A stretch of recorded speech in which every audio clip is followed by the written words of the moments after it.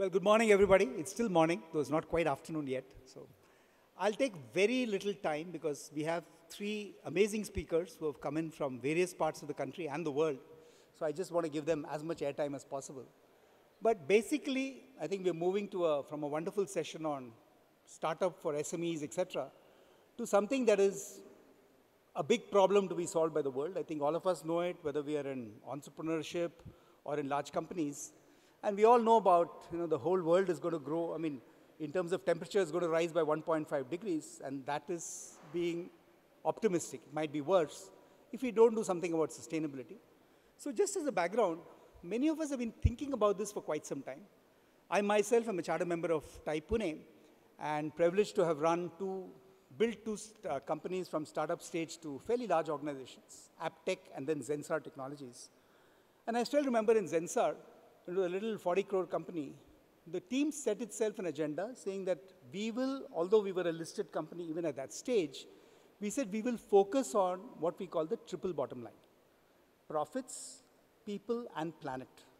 And I used to get a lot of flack in the early days from analysts and stock market saying, shouldn't you guys just be focusing on profits? I said, no, that's not the way to build. And that time, the word sustainability was not known. But we said, we really want to build an enterprise which is successful on all three parameters. And I'm happy to say that we built a company which had less than 3% attrition in days like today where people are like flying off like leaves. And also did something very significant through our centers in Pune, Hyderabad, as well as in South Africa and in the US, to really work for the community. And I found from that point onwards that sustainability is something that we cannot ignore or we cannot say we'll do it later. Today, I'm privileged to serve on fairly large boards. I chair Honeywell in India, and Honeywell, of course, is both a producer and a practicer of sustainability worldwide. More important, India's largest bank, State Bank of India, where we've actually defined sustainability as 4 parameters, that not only can you look at sustainability from a process point of view, which is why digital banking and everything else is so much more important today, but also technology itself. I mean, the move towards green data centers, the very conscious move to say that, look, are we contributing to global warming by anything new that we are doing for shareholders or customers? The third dimension is sustainability for customers. We have a lot of many senior citizens who are among the 40 crore customers of State Bank of India. And we want to make sure that through doorstep banking, aggressive use of technology, we are making it much easier for them to travel less, more from a convenience point of view, and the saving the planet point of view. And last but not the least, of course, as the most significant bank in this country, to play a role in the sustainability of the ecosystem. So not just our fintech partners, the whole startup sandbox that we use to inculcate or bring in startups into our system, I think is extremely important for us to look at sustainability. So what we'll do in this panel, ladies and gentlemen, is going to talk about all these issues. I mean, today, of course, ESG is a buzzword everywhere. And it's not just environment, it's not just social, it's not about governance. Today, governance is pretty well handled in large organizations, particularly in public limited organizations. But I think it's important to say, what are companies, not just what I said about State Bank or Honeywell, but what are large companies thinking of in terms of sustainability? Also looking at what is the imperative for people like us in this room, entrepreneurs, young companies, to think of sustainability as we start. And last but not the least, what is the opportunity in social to scale in a very big way and get the social sector to think about sustainability. So for this, we've invited 3 amazing speakers, and I'm going to invite them to come on stage. The first is Thomas Verghese, who actually runs the 1.5 billion textiles business of the Aditya Birla Group. The Birla Group needs no introduction. It's a multi-billion-dollar group, as you know. So Thomas, please join us on stage. Then we have Ruchi Mathur. Ruchi is IIM Ahmedabad alumnus of 1995 and then worked in the corporate sector and today has been running a very significant social enterprise called Lighthouse Communities Foundation. And finally, we have my friend Ronald, who shuttles between the Netherlands and Delhi and has built this absolutely amazing story, all India, called Women on Wings. So I'm going to get out there and start with you, Thomas. Tell us your views from a large company point of view on how should we look at, what is the lens through which we should look at sustainability? Thank you, Ganesh. Yeah, I think good afternoon, everyone present. It's a privilege and a pleasure to be here. I'm amidst a lot of people who are working in the social sector. So my role as a business head has been mainly to manage companies and businesses. But in the last 10 years or so, I've seen a very major transformation. 10 years ago, when the head of sustainability used to come to me and say that, look, we are going to get inundated with carbon taxes, I really didn't believe him. I didn't think it would happen. But as the years unfolded, I could see that carbon tax in some form or the other has been imposed on us, including through things like coal cess and many other forms of deterrent for burning more and more fossil fuels to get our energy. So we began our journey of sustainability almost a decade ago. And initially people were very skeptical. I started having these annual conferences of all my businesses spread across 7, 8 countries. And people were wondering whether, I've really lost it, that I'm calling people to talk about conservation of energy, reducing electricity demand, reducing water, reducing waste. And I think for a couple of years, people were still skeptical. And I think it's really interesting now to see that in this changed world order, like Ganesh said, it's not really anymore a buzzword. I think sustainability has become integral to how we as corporates should do business. Because without a sustainable business model, without sustainable products, without sustainable processes, it is going to be extremely difficult for organizations to find a top-of-mind place with consumers globally. So what is sustainability really? I mean, you hear every day now the words like greenhouse gas, reduction of greenhouse gas emissions, reduction of wastage of water, recycling of waste. I happen to work in an industry which is a $1.5 trillion industry and slated to reach $2 trillion in just next couple of years. In this industry globally, only 1% of the textile raw material that is used is recycled. Only 1%. And almost 87% of the products, which actually runs into 115 million tons, finds its way either mostly in landfills or goes in for incinerations. So you can see the magnitude of the problem that is being created by this industry. Almost 20% of the wastewater globally is coming out of the textile industry. And this is trillions and trillions of gallons of water. So I think many countries around the world, and I must say that EU has taken the lead in this, has come out with some very stringent norms for controlling both greenhouse gases, reducing waste, reducing the water usage, and most importantly, another buzzword which every one of you must be hearing these days is the whole concept of circularity. And in no other industry, as much as it is relevant to textile, because it's also one of the largest global job providers in the world, circularity has come to stay. Every brand worthy of any kind of following globally has announced major plans to ensure that they will only deal with organizations which promote the concept of circularity. And what is circularity here? It is, this is almost like a dilemma. You have a world which was driven by fast fashion, which is the world of Inditex, Zara, etc., where they would have 52 collections in a year against the 2 or 3 collections which are the norm for this industry. Which means they said that if I if a consumer walks into my store every running week, he needs to see something new. And this really has led to massive amount of consumerism and consumption of textiles. Apparently, almost 35 kgs of textile is discarded every year by an American citizen per capita in the US. And I'm sure the numbers are equally large for many developed parts of the world.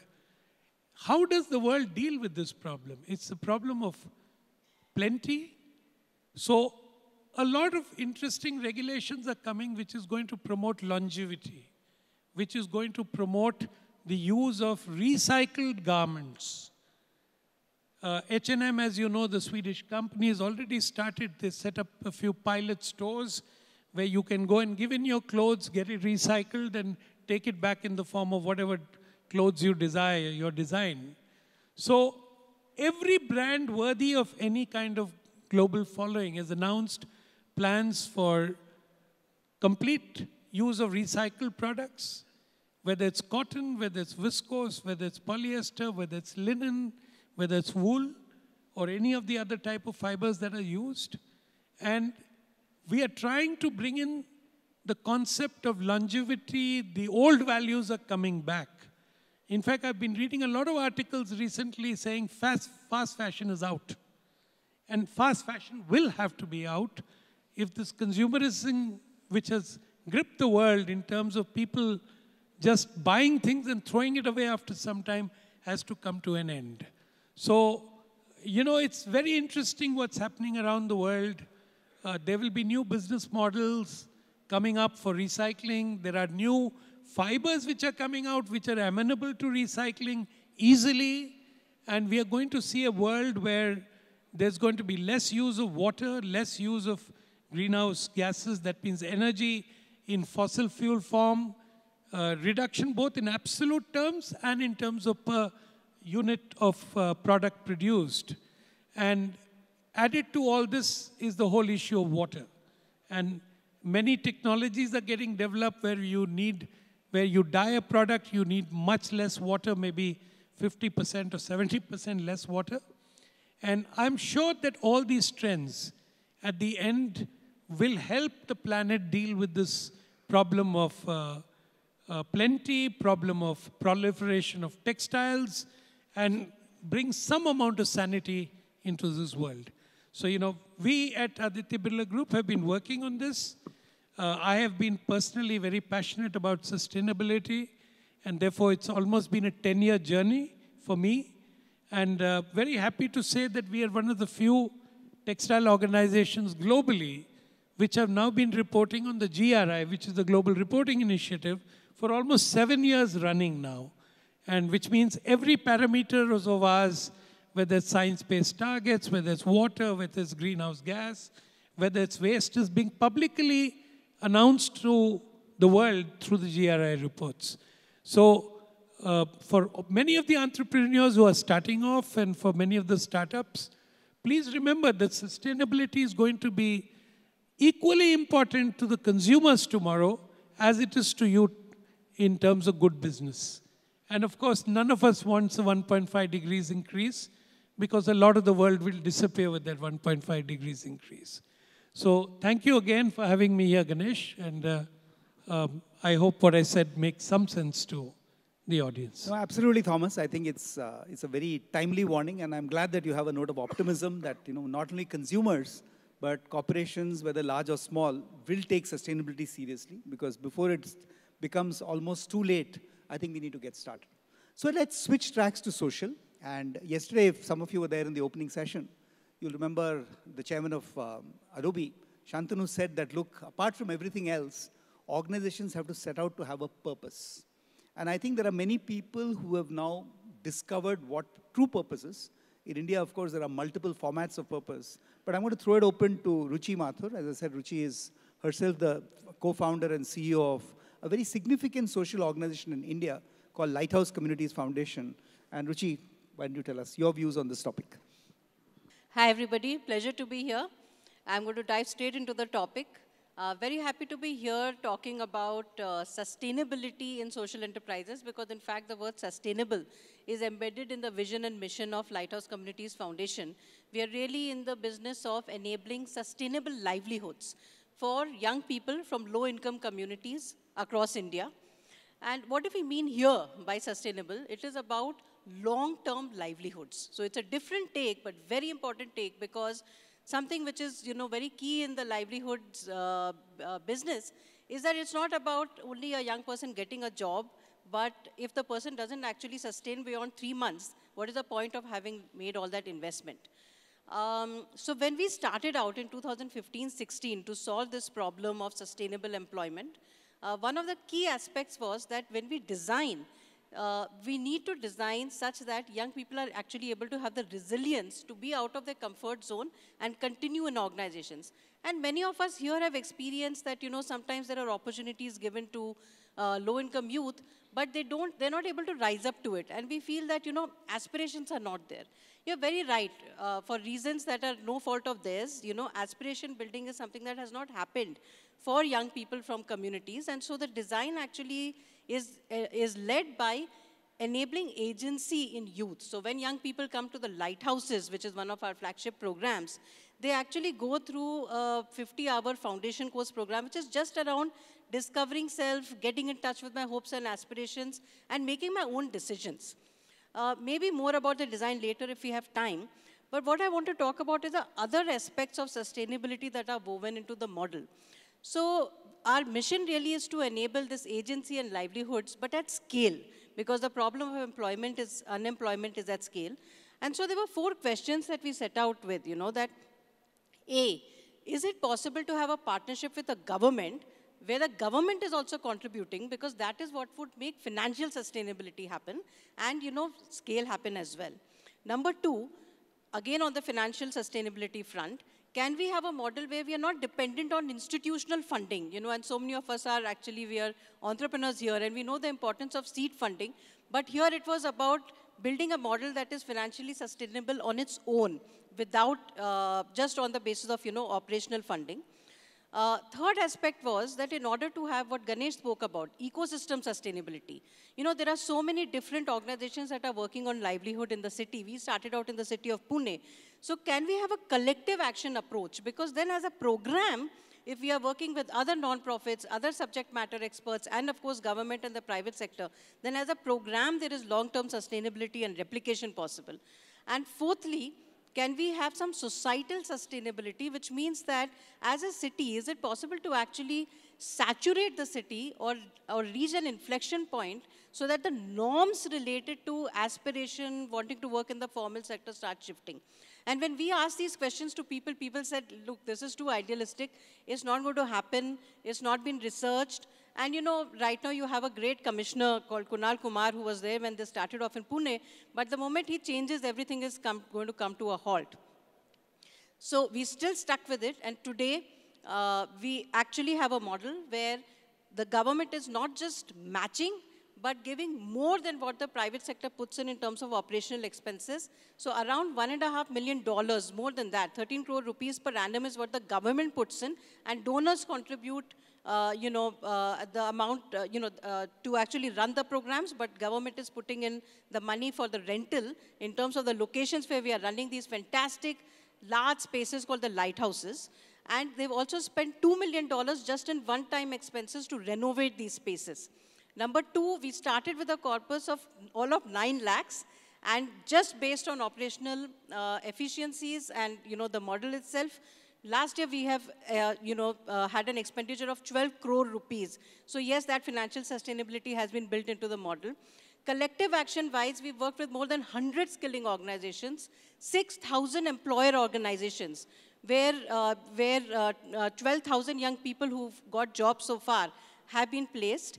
And a fantastic donor ecosystem of more than 40 donors, I think some of them are in the audience today, who've helped to actually make this happen. And indeed, we have reached an inflection point. In Pune, for example, there are 10,000 youth who have got placed. Today, when we go to the airport, we meet someone who's checking us in. It literally happened to one of our colleagues 2 weeks ago, who's from the Lighthouse. When I go to a Starbucks and people are you know, there who are alumni of the Lighthouse. When I go to a mall, then there are people there who are alumni of the Lighthouse. They're everywhere, and this is what saturation in a city means.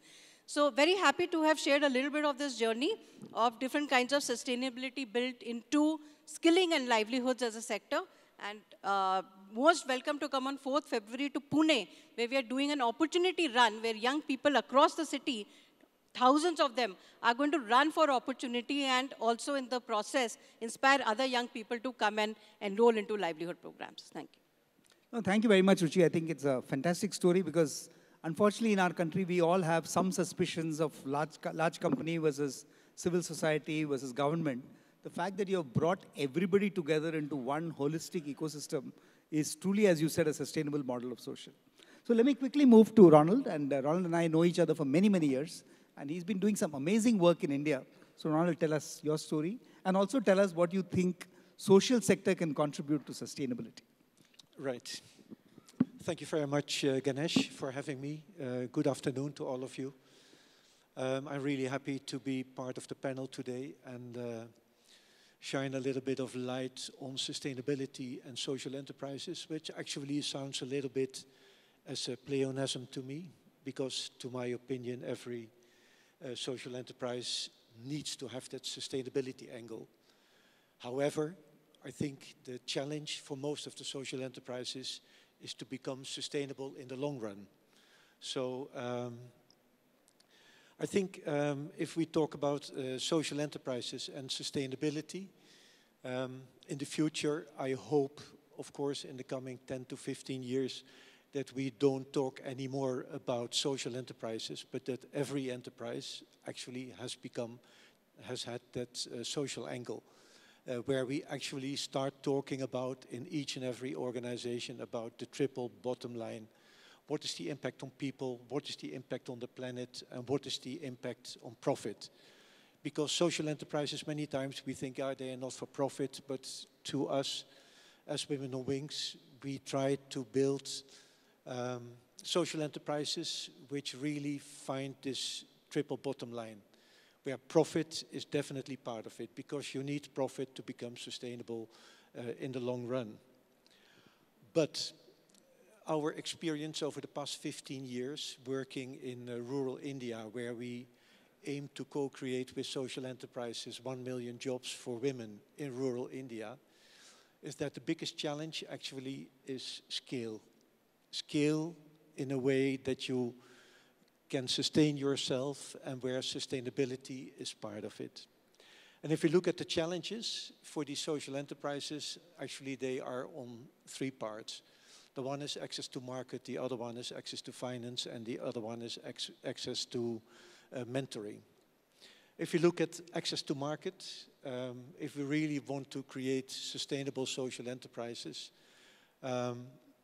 we need to change probably our way of working, where everybody wants to reach out by each and every enterprise to the market.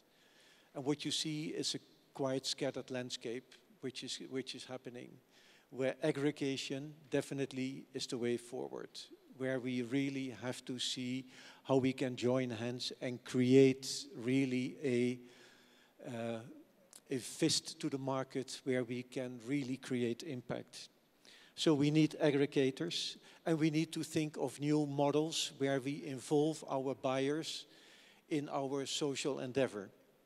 In one of our companies we work with, we have developed a model where the buyer actually becomes part of the whole process, where in this case it's about organic cotton, where the buyer pays an acre fee to the social enterprise, which gives them the opportunity to invest 3 years in farmers to convert from traditional farming into regenerative farming.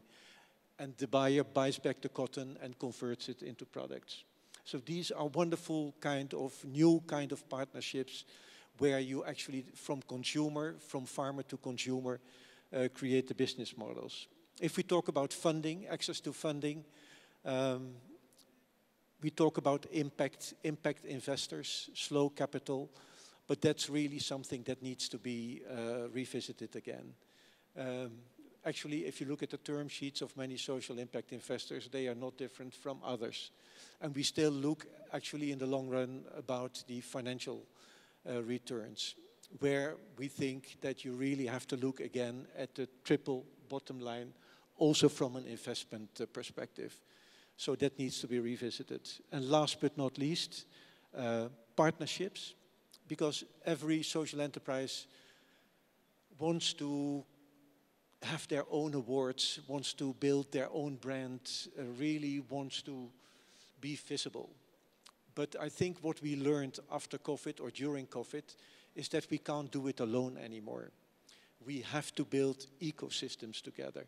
Ecosystems of social enterprises where we use the strength of different companies instead of just trying to do everything yourself. But building an ecosystem means that you have to set aside your ego. And that's maybe one of the biggest challenges for the future of becoming sustainable social enterprises. So if I recap, access to market, aggregation, collaboration. Access to finance, please have a look at the triple bottom line. And I think blended finance, where it is a mix of partly free capital, charity, but also skin in the game and accountability could be the way forward. And the other one, partnerships, building ecosystems together and set aside your ego. And that's where I want to leave it. Thank you, Ronald. And just to conclude this session, I mean, as you know, everybody in the world is talking about climate change. I think we're all obsessed about it. Fortunately, in India, if you look at ESG, a fair amount of work has happened. In fact, India was actually pioneering when they introduced the 2% of average of last 3 years profits into social. And I think it's helped a lot of people to participate in the social sector, which is so important for inclusion. Today, of course, we have big challenges. Prime Minister Modi has committed that India will be net zero by 2070. Now, 2070 may look a long way away, but if you don't act today, and as Thomas was saying, you know, the kind of work that Birlas are doing, if we don't all act together, we'll not be able to succeed. So thank you very much for listening to us. I know it's a complicated concept called sustainability and social enterprises. I'm delighted to tell you that I'm part of a global SIG that TAI has set up, which is sustainability and social enterprise. And we